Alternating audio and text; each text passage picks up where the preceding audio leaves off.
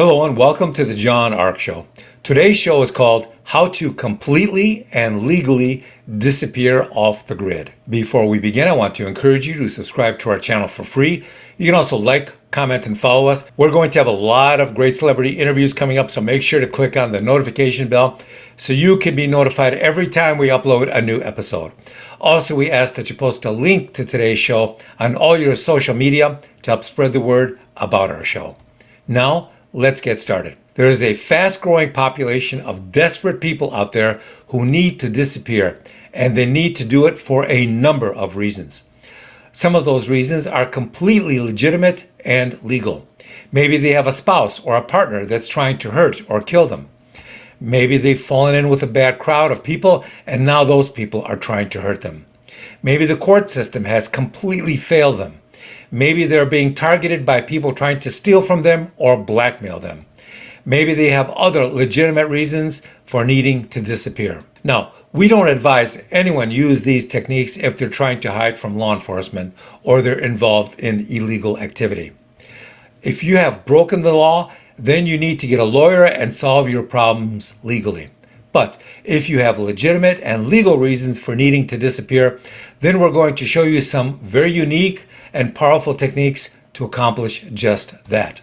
Now, before we get into some of these tactics and techniques, you should know that disappearing and going off the grid is extremely lonely and hard and emotionally traumatic. It takes tremendous discipline, and it's just not that easy to accomplish. Why is that? Because over time, people who've done this will get extremely lonely, more lonely than they could ever have imagined. They'll miss their old friends and their family.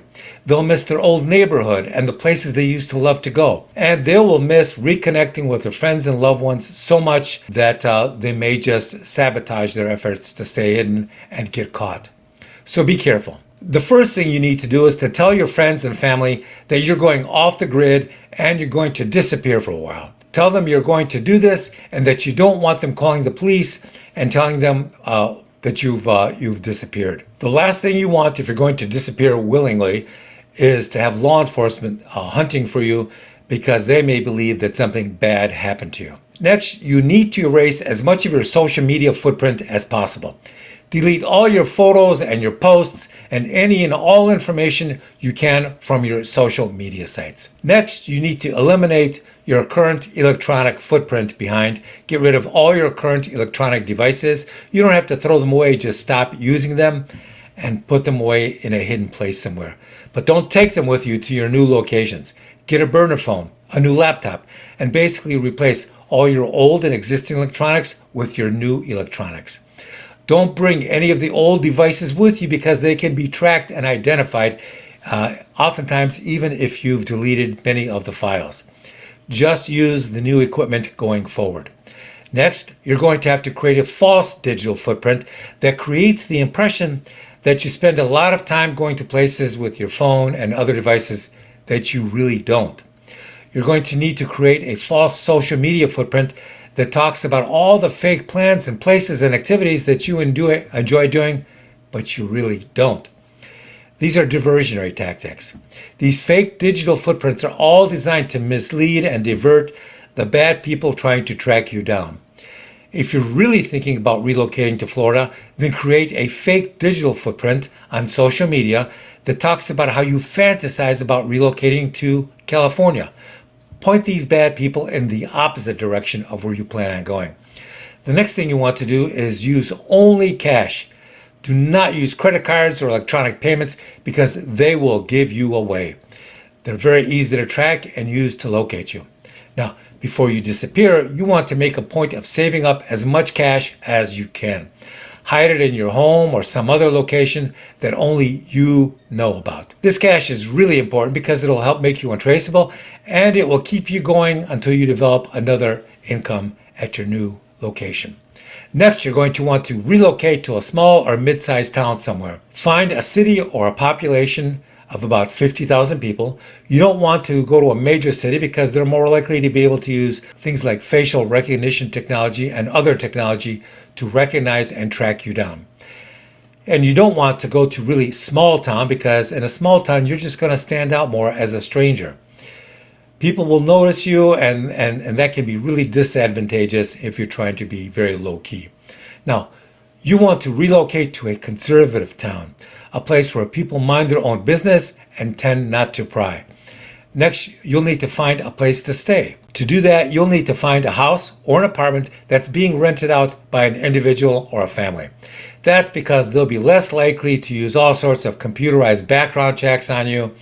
And stay away from large apartment complexes that will run you through all sorts of databases to verify who and what you are.